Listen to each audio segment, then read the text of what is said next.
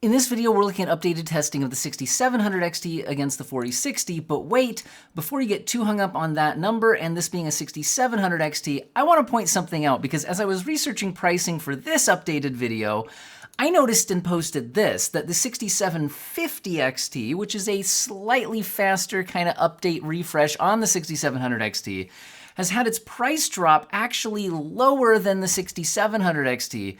And this price is holding. It's been available for at least a full 24 hours that I've noticed. Now, it is still available at that price point. And again, the 6700 XTs are actually, well, they're really just supply is drying up. You can still get one here at 330, but then the last few remaining supply is just kind of at like kind of ridiculous pricing numbers. In other words, 6700 XTs are drying up. I don't have a 6750 XT myself. I never actually ended up getting one, but it's a very similar GPU. They both have 12 gigabytes of VRAM, but they got some updated memory speeds, and it's basically like kind of a super overclocked, refreshed version of the 6700 XT. And if you want to kind of say, okay, well, so I'm getting the 6700 XT is 14% faster in this particular test, how much faster would the 6750 XT be? If you want to update it, take this video with that in mind. Well, if we look at something like TechSpot's original review of the 6750 XT, they found that it was about 6% faster at 1080p than the 6700 XT. So you could take a result like mine and add on about 6% more to this result. Now it would be 6% to the 6700 XT result, not to the 4060 result. But basically, it would kind of come out to where we're ballpark figuring the 6750 XT we would expect to be about 20% faster than the 4060 in this test. And other review outlets, like I'm about to flashbang you, white background from Tech Power Up. Anyway, but like Tech Power Up, again, when looking at the 6700 XT versus a 6750 XT model, they're seeing more like a 7% price gap. If you do it the other way around, setting this as a 100% baseline, that would be about a 7.5% performance increase. The point being, if we call it 6 or 7% faster, then as we look at these results, you can kind of add on about 6 or 7% to the 6700 XT result, because other than that, the feature set, all of that would be pretty similar. If you're interested in the particular cooler models I'm testing here, I have the reference model 6700 XT, which honestly is probably one of the worst coolers out there. So if you're looking at that 81 degrees Celsius out there, yeah, this thing, you can undervolt it to get the temperatures really under control quite a bit better, but I review things at their out-of-the-box settings. Anyway, and the 4060 I've got here is the Asus Dual OC version. So we do have one of the worst cooler models for the 6700 XT in this video, and like I said, you could get a 6750 XT for around the same pricing here. Now, pricing on the 4060, if we want to take a look at that, is, so in other words, why am I comparing these? Well, it's mostly because the 4060, why is this not showing up? There we go. The 4060s are coming in at a very similar pricing. So the NVIDIA option is an 8 gigabyte graphics card at about $290. So really, if you're comparing lowest price models between the 6750 XT, again, the 50 version, and the 4060, there's only a $20 price gap. It's a wider price gap if we look at the more expensive models, or if we look at the 6700 XTs. But comparing lowest price to lowest price, it's only a 7% price increase now to go with the 6750 XT, and you get the 12 gigabytes of VRAM instead of 8. But also there's feature set differences. So as I shrink myself down and become a little mouse pointer and slide off to the side here and run the benchmarks, keep in mind all of those things. And we will be looking at different feature sets like using DLSS and FSR when it makes sense. And we'll be focusing on 1080p and 1440p resolutions. We'll look at ray tracing. And we're looking at Unreal Engine 5 here, which is one of the most important new engines, seeing how games perform here. And here at 1080p high settings, and we're seeing that both GPUs are doing well, but the 6700 XT is 17% faster. And keep in mind, again, the 6750 XT would add on an additional 6 or 7%. If we go up to 1440p epic settings, we can see that neither GPU does a great job at just maxing an Unreal Engine 5 title out at 1440p. 41 versus 36 FPS gives the 6700 XT a 14% advantage. Again, if this was the 6750 XT, that would be more like a 20% advantage, which would definitely be a bit more noticeable, but still not 60 FPS. But if you enable upscaling in Unreal Engine 5, you do get quite a performance boost. And here we're seeing that we're now at a 13% advantage for the 6700 XT, but the overall frame rates are 63 versus 56. Do pay attention to image quality though. The right-hand side of the screen with FSR is going to be a lot less stable, a little more sparkly. The car grills, the street, things like that don't look quite as good as our DLSS image here.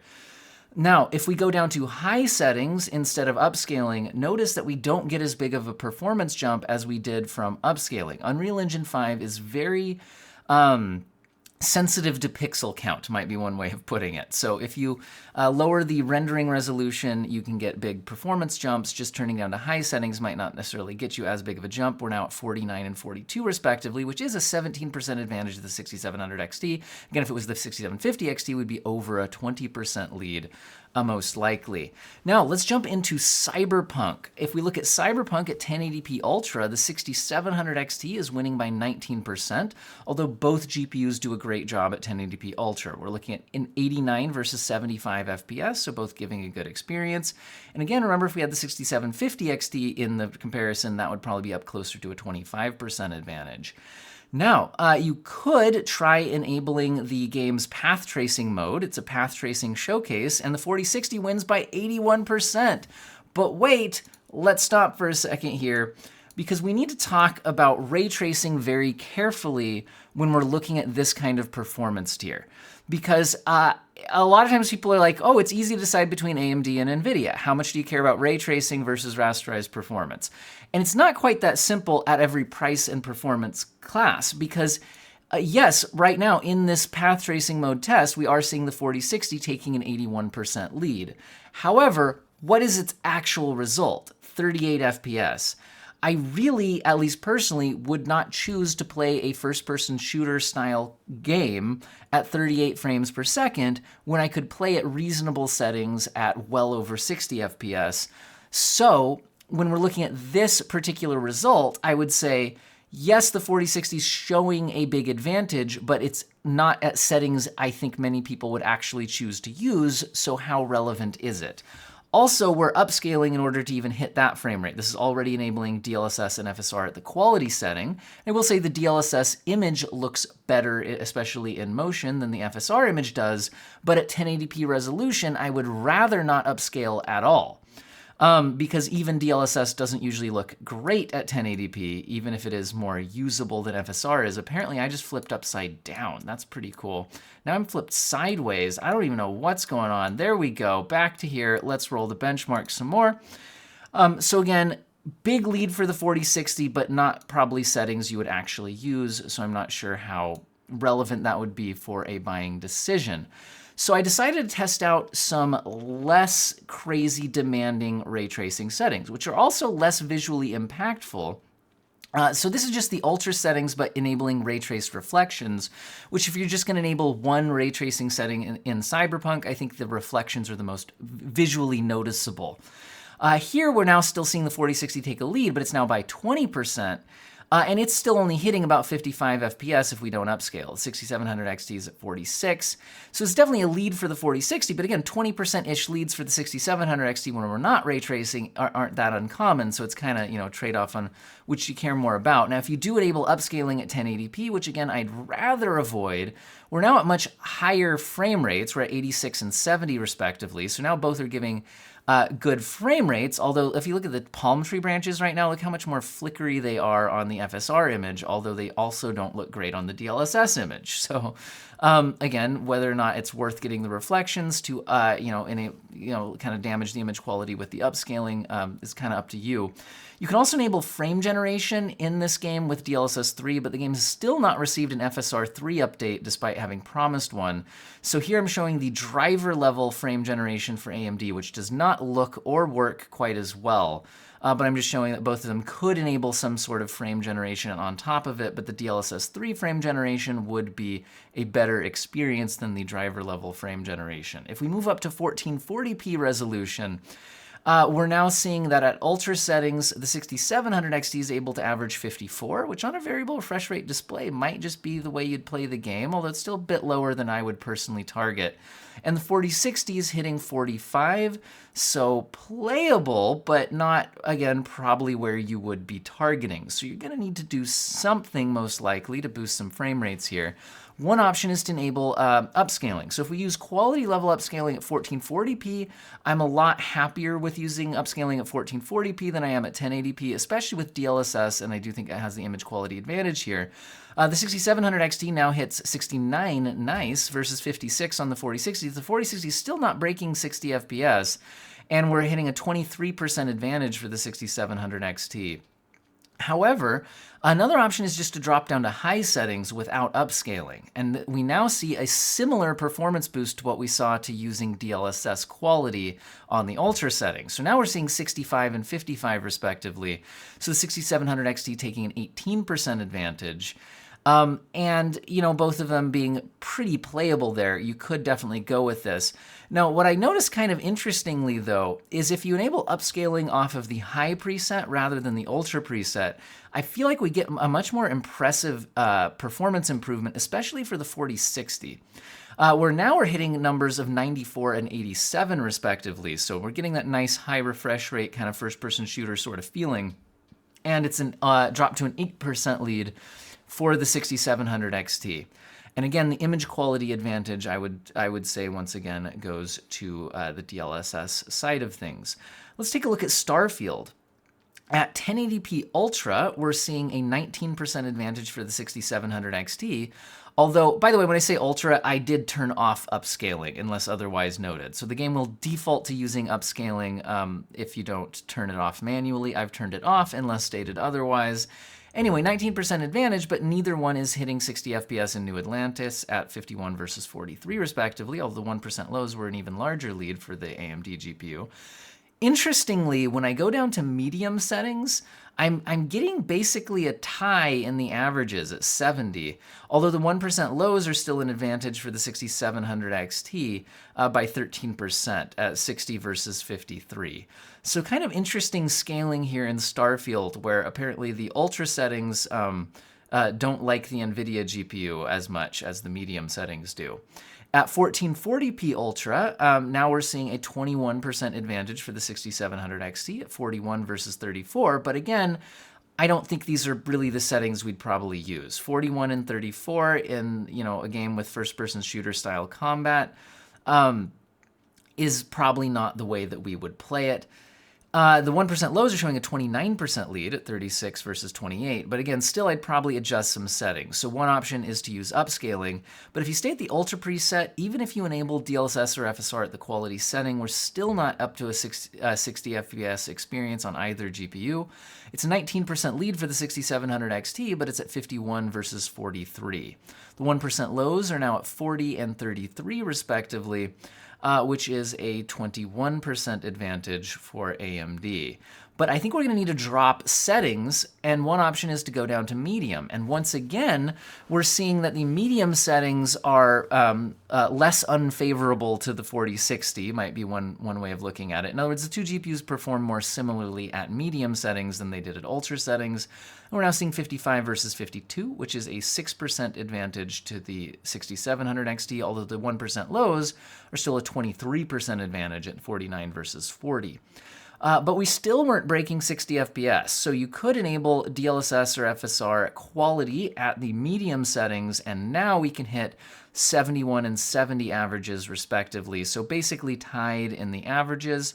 And the 1% lows have also come a lot closer together here at 54 versus 56, so a 4% advantage to the 6700 XT, and I would say image quality advantage to DLSS. Let's go ahead and move on to Ratchet and Clank. This game can be very VRAM demanding, just as a side note, especially depending on the settings that you use, so we will keep an eye on that. But at 1080p very high, both GPUs are doing well here, averaging 97 and 83 respectively, 17% lead to the 6700 XT though, and a 24% lead in the 1% lows at 66 versus 53. But what if we adjust the settings to include some ray tracing? So if we kick on RT high on top of the very high preset, we're now seeing the 4060 take a 39% lead in the averages and more than double the performance in the 1% lows. We can see the frame time graph is very spiky actually for both GPUs though. And that's kind of my issue here is I don't feel like we're getting a smooth experience on either GPU, or I think the 4060 might be having a bit of VRAM issues.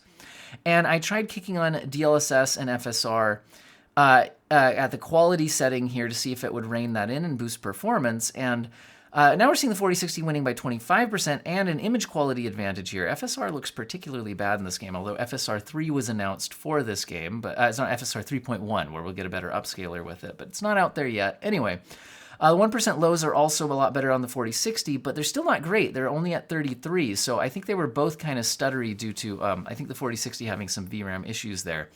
If we move up to 1440p and go to very high with no ray tracing, we're seeing actually, I think, some VRAM issues on the, maybe let me actually zoom out and talk about this a little bit more. So what do I mean by seeing VRAM issues? So look at the 1% lows here. The 1% lows and average by the end of the benchmark run here. We're seeing the 6700 XT taking a big lead here, almost doubling the performance at 47 versus 24. So when I suspect a VRAM-related problem, where am I looking? So on the 6700 XT, you can see the green is the GPU memory line. The first number is its reported allocation, and the second one here is its reported per process usage. So you can see that at least on a GPU that has more than 8 gigabytes of VRAM, the game is trying to use more than 8 gigabytes of VRAM. Now, that doesn't mean it always actually needs more than 8 to work properly. So you would look for other signs that there's an issue. And one of the signs that a VRAM issue is occurring is stutters in the frame time graph, where it's kind of having to reach into system memory, which has additional kind of latency to get assets rather than pulling them from VRAM, which would be quicker. And as the game kind of waits for that to happen, you can see stutters occur. Sometimes you can see textures not load in properly, that type of thing.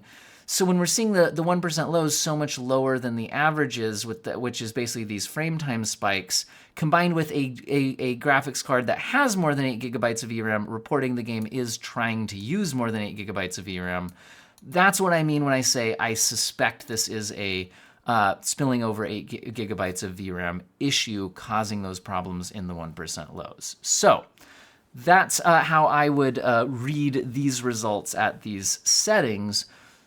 What if we drop down to high settings? If we drop down to high settings, notice the 1% lows get cleaned up and the frame time graphs look a lot smoother.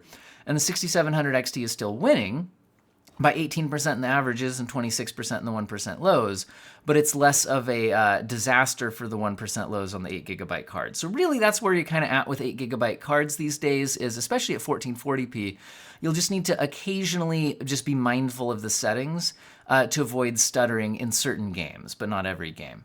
Let's move on to Avatar, which does include ray tracing at all settings. There's no way to fully turn it off, but despite that, the 6700 XT still takes the lead here by 11% at 1080p Ultra, by 11%, 49 versus 44 FPS, so playable, but still maybe not the settings you would actually want to play the game at. But notice that in more lighter ray tracing workloads, more console-focused ray tracing workloads, we can see that sometimes the 6700 XT does still take the lead. And if we reduce down to high settings, we're now getting 59 FPS on the 4060 and 66 on the 6700 XT, so still an 11% lead for the 6700 XT.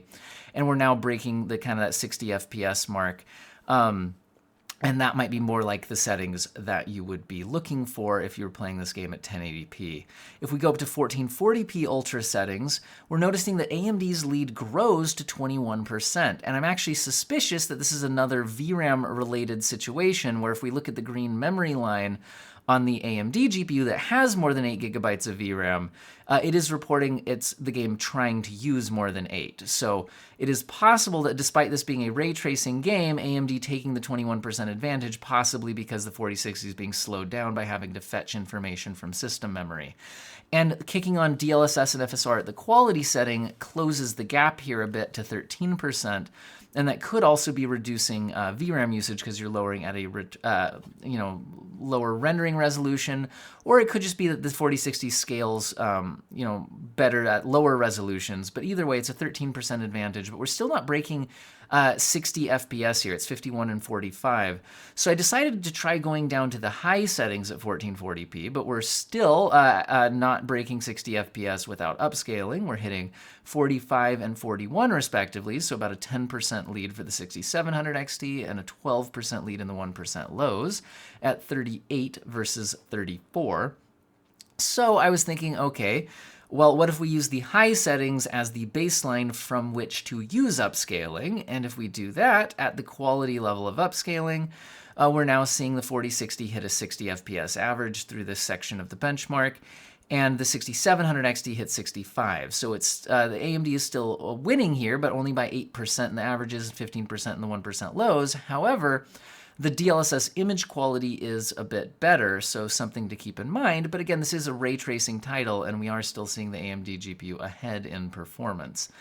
I will also mention that this game does feature frame generation, although only FSR 3 frame generation, not DLSS 3 frame generation. So both GPUs would have to go down the FSR upscaling pathway in order to use it. And it does look like the AMD GPU accelerates better from the frame generation than the 4060 does, giving it a 26% lead here. But keep in mind that these frame rates aren't equivalent to these frame rates achieved without frame generation. They wouldn't be quite as responsive and all of that. Let's move on to Call of Duty Modern Warfare 3 at 1080p basic settings, where we're seeing the 6700 XT take a 25% lead in the averages and a 49% lead in the 1% lows. Although keep in mind that most of the benchmark run, it's not a 49% advantage in the 1% lows, but watch right here at the end when this screen kind of flashes with the bomb. The 1% lows take a much larger dip on the NVIDIA GPU than they did on AMD, and that's causing that larger gap in the 1% lows. If we move up to 1440p resolution, again at basic settings, I use low settings in the competitive title because I feel like that's more like how people might choose to use the GPUs to get higher frame rates for competitive reasons. We're seeing the 6700 XT taking a 31% lead at 162 versus 124 FPS and a 44% advantage in the 1% lows. Moving on to Alan Wake 2, we're seeing that at 1080p high settings, and by the way, this game doesn't have a native TAA mode, so you're forced into DLSS and FSR pathways, but just at native resolution if you don't want to upscale. That's what we're seeing here, and I am using the DLSS pathway for NVIDIA. We're seeing the 6700 XT take an 11% lead, but the 1% lows are an advantage for the 4060. The frame time graph is very spiky for the 6700 XT here, and it's even worse if I go down to 1080p low settings, which I was doing to try to get closer to 60 FPS. But the frame time graph is just really spiky for the 6700 XT, and this is repeatable, and it's repeatable in this section on a lot of my AMD GPUs. This is a heavily NVIDIA-sponsored title. I don't want to read too much into that, but for whatever reason, a lot of my AMD GPUs struggle in their 1% lows in this game with some kind of spiky frame time graphs, and it seems especially bad on the 6700 XT in that test. Anyway, what if we kick on the path tracing mode? Well, once again, we're seeing that while we get a large advantage for the 4060, it's still not a very playable experience on the 4060 at 28 FPS average and 19 FPS in the 1% lows. So really, again, I don't think path tracing is a selling point for the 4060. It's even with upscaling like we're using here, it's just not a great experience. You could go to the RT low settings and enable upscaling, but even then you're only hitting 37 FPS average on the 4060. And so, in other words, I don't think path tracing or even just a lower ray tracing setting in Alan Wake 2 makes sense on the 4060, given that even when upscaling at the quality setting at 1080p, which I'd rather not do, you're still not getting a very good frame rate. If we move up to 1440p resolution and turn off ray tracing, but go to the high preset, by the way, there is no ultra preset in this game. High is the highest preset. And at native resolution, we're seeing a 17% advantage for the 6700 XT, but it's only at 34 versus 29. Also, the 1% lows are still an advantage for the 4060, as the frame time graph looks spiky for both of them. It's just worse for the 6700 XT.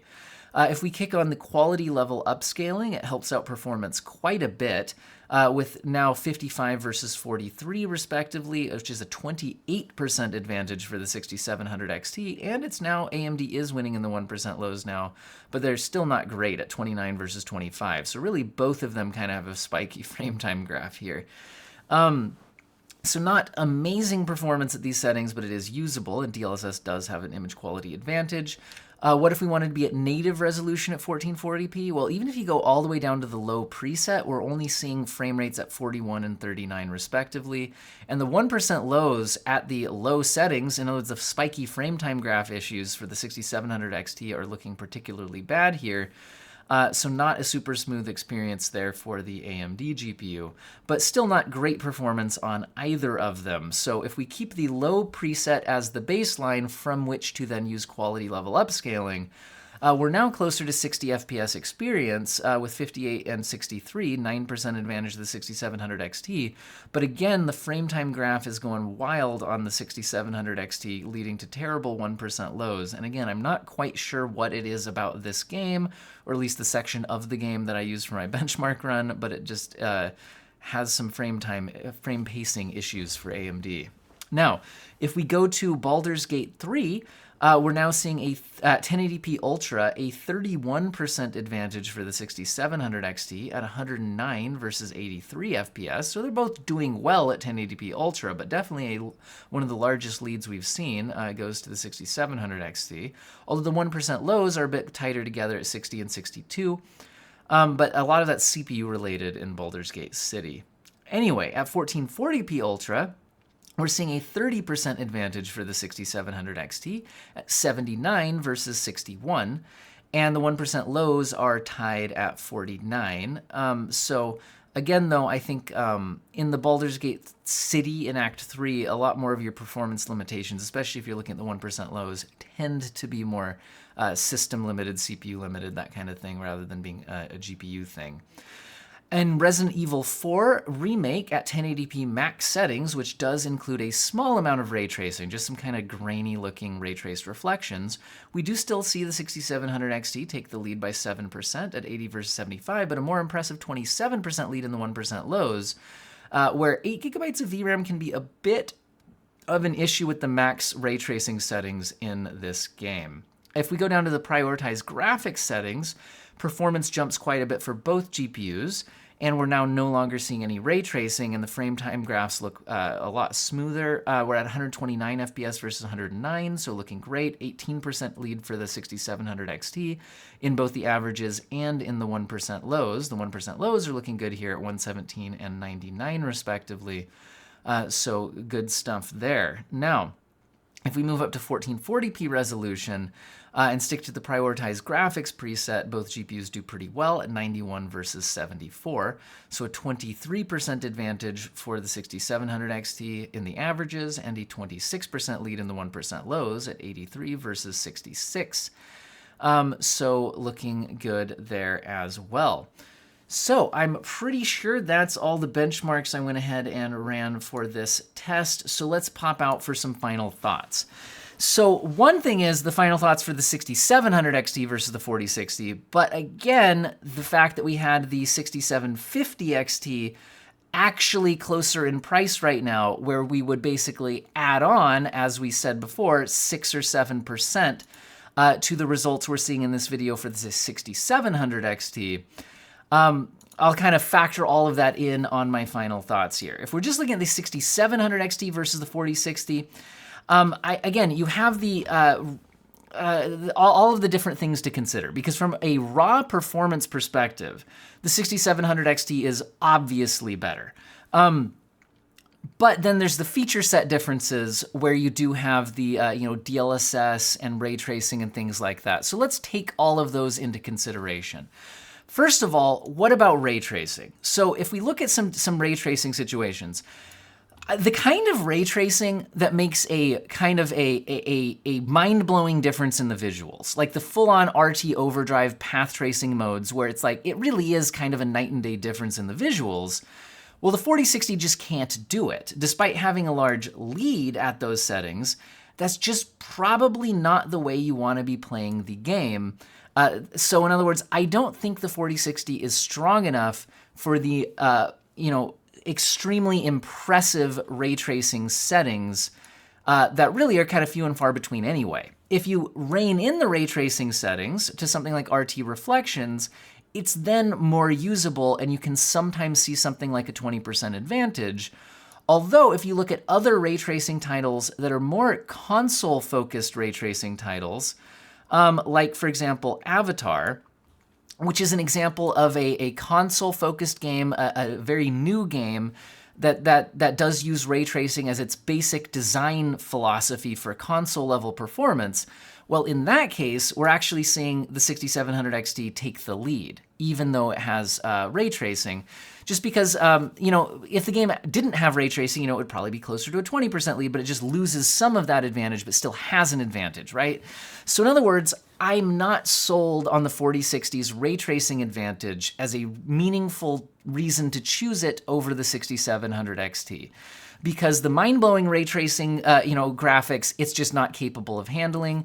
And at the more console-focused ray tracing settings that these GPUs can actually handle, there's either not a lead for the 4060 or not a particularly meaningful lead for the 4060, and sometimes still a lead for the 6700 XT. Again, on the more console-focused ray tracing stuff, like we saw in Resident Evil Remake, where we're seeing actually the 6700 XT had enough of a lead without ray tracing enabled that it still maintains a bit of a lead with it enabled. So I'm not saying the 6700 XT is better at ray tracing than the 4060. I'm saying at the lighter ray tracing workloads where they're actually usable, it's the 6700 XT either isn't that far behind or it isn't, or is even actually maintaining a lead. I think a more meaningful hardware difference is the 12 gigabytes of VRAM versus the 8 gigabytes of VRAM. And granted, we didn't see that causing a lot of problems. We did see some evidence that it was causing some issues, especially with like ray tracing settings, but even just at 1440p without ray tracing in games like Ratchet and Clank, we're seeing some issues with the 1% lows, things like that. So, for me, I'd be more swayed by the VRAM than the ray tracing performance. The other thing to think about is the upscalers. And while AMD has promised improvements to their upscaling technology with FSR 3.1 coming out sometime in the future, we still don't actually have that to verify how improved it is.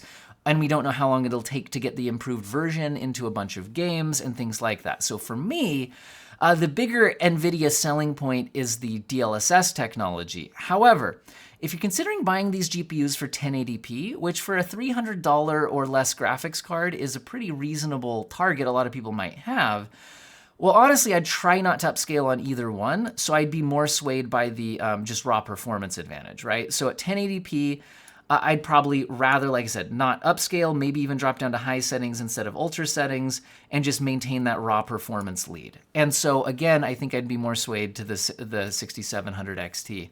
And now, especially if we start factoring in that the 6750 XT would be that additional, 6% faster, where a lot of these would be actually more than 20% faster for the 6750 XT, likely in a lot of these situations. So if you move up to 1440p, it's a little more nuanced, I guess, in my thoughts on it, because at 1440p, you're less likely to be able to use either GPU without upscaling if you're playing the latest, AAA graphically demanding games.